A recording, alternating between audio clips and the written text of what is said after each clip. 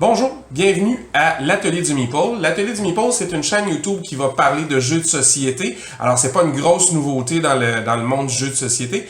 Par contre, on va avoir un angle différent ici. On va parler un peu de jeux, c'est certain. Mais le but, c'est surtout de vous parler de rangement de jeux. Alors, c'est-à-dire les rangements qui sont déjà faits dans vos boîtes, comment on peut des fois les améliorer, les différentes alternatives qu'on a pour mieux organiser nos jeux. Et même quitte à les faire soi-même. Alors, c'est pas pour rien que ça s'appelle l'atelier. C'est vraiment parce qu'il y a du bricolage inclus dans ces vidéos-là. Alors, pourquoi faire ça? C'est pour d'abord faciliter la mise en place d'un jeu. Alors, quand on commence à jouer, si le jeu est déjà bien organisé dans la boîte, c'est facile de retrouver les pièces, c'est facile de donner à chaque joueur ce qu'il a besoin. Par le fait même, à l'opposé complètement, c'est aussi beaucoup plus facile ranger le jeu par la suite s'il y a déjà tout ce qu'il faut pour remettre chaque chose à sa place. Ça aide beaucoup.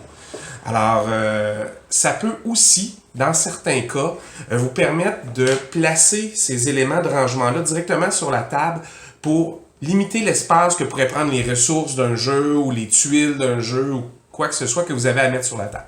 Alors, ce serait comme les 3 buts visés par la chaîne qu'on veut faire ici. Alors, le but principal, ce ne sera pas de fabriquer à chaque fois quelque chose de sur-mesure pour que votre jeu rentre parfaitement dans la boîte.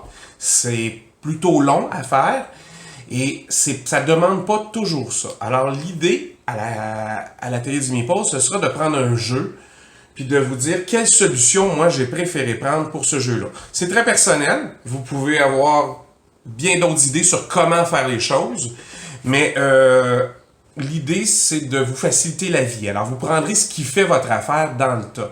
Alors, c'est sûr, il y a les fameux sacs de plastique. On parlera des fameuses boîtes plano. C'est des boîtes en plastique qui permettent de ranger les choses. Pour y ranger vos outils, vos vis dedans, mais ça marche aussi avec les éléments du jeu de société.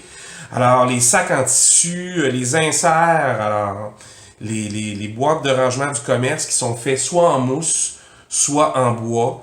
Les rangements de plastique déjà fournis, des fois même en carton dans certaines boîtes. Évidemment, le but, ce sera de vous montrer comment en fabriquer des très utiles en mousse, en carton mousse, qui c'est léger, tout ça. Et on regardera aussi un peu ce qui se fait dans l'impression 3D, parce que ça peut être très utile et très facilitant, l'impression 3D, quand vous y avez accès. Alors, c'est pas quelque chose qui est peu cher. Alors, si vous n'avez pas accès gratuitement grâce à un ami ou des connaissances qui ont une impression 3D, si vous le faites imprimer par quelqu'un, il faut compter non seulement les coûts des matériaux, mais le temps que la machine va probablement prendre. C'est comme ça que les gens rentabilisent leur achat souvent. Alors, on va parler aussi des différents outils, parce que pour fabriquer ces choses-là, ces petits rangements de toutes sortes, ça prend pas beaucoup d'outils, puis ça prend surtout pas des outils qui sont très chers.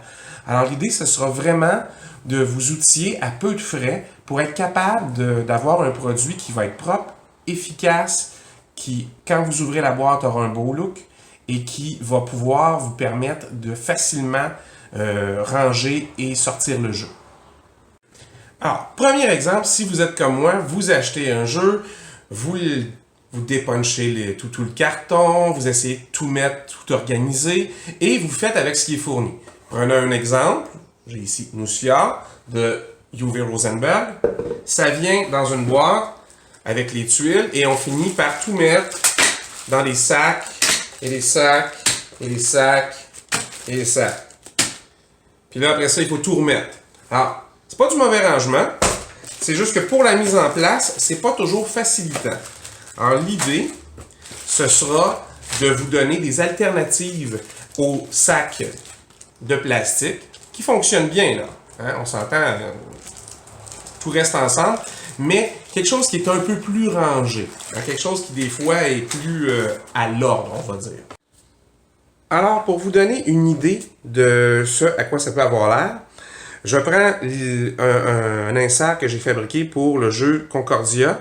Alors, Concordia, c'est un jeu où il y a énormément de matériel.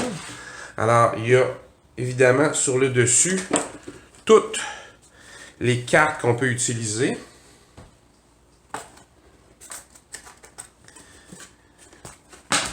Et vous voyez, dans le fond de la boîte, différents espaces que j'ai délimités pour mettre certaines choses. Alors, je vous le défais en premier. Alors, on peut sortir ce petit cabaret pour les différents joueurs. Et il y a un autre cabaret dans le fond où on trouve les différentes ressources qu'on a besoin dans le jeu. Alors, c'est deux choses qu'on peut mettre sur la table, particulièrement les ressources, qui ne vont pas bouger parce qu'ils sont directement où elles doivent être, c'est-à-dire tous ensemble. Alors, le tout est fait en carton mousse. Alors, c'est 2 épaisseurs de carton de chaque côté d'une mousse. C'est facile à couper. Alors, vous voyez ici, c'est dans mes premiers démos. Alors, on voit que c'est pas très clean la coupe. Je vous expliquerai pourquoi dans d'autres épisodes. Mais j'ai fait toutes sortes de façons de faire pour le rangement afin qu'on puisse aller chercher les cartes facilement et tout replacer à la fin. Alors, l'idée à terme, ce sera de vous outiller, de vous montrer comment j'arrive à partir de ma boîte vide pleine de sacs à des compartiments qui tiennent, qui sont solides et qui sont, à cause du matériel utilisé, très légers.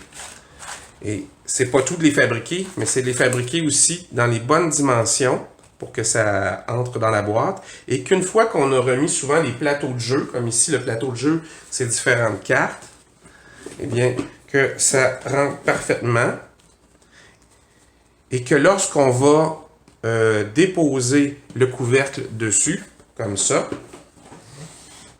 eh bien, même si on renverse la boîte, il n'y a rien qui va bouger dedans. C'est bien, on l'entend bouger, mais les différentes ressources, les différents cartons qu'on utilise, restent tous à la même place parce qu'ils ont chacun leur compartiment et ils sont bien comprimés par la fermeture de la boîte. Moi, souvent, je mets un élastique parce que dans le transport, ça bouge plus pour pas que le couvercle bouge et que tout ça s'éparpille. Mais en général, ça tient comme ça. Alors, si le sujet vous intéresse, si vous voulez parler de jeu, vous revenez. La prochaine vidéo va être probablement dans quelques jours mise sur les réseaux sociaux. Mais l'idée, ce sera de vous parler de jeux de société et de vous parler plus particulièrement de comment bien les ranger, comment bien pouvoir rapidement les monter, les démonter. Alors, à la prochaine!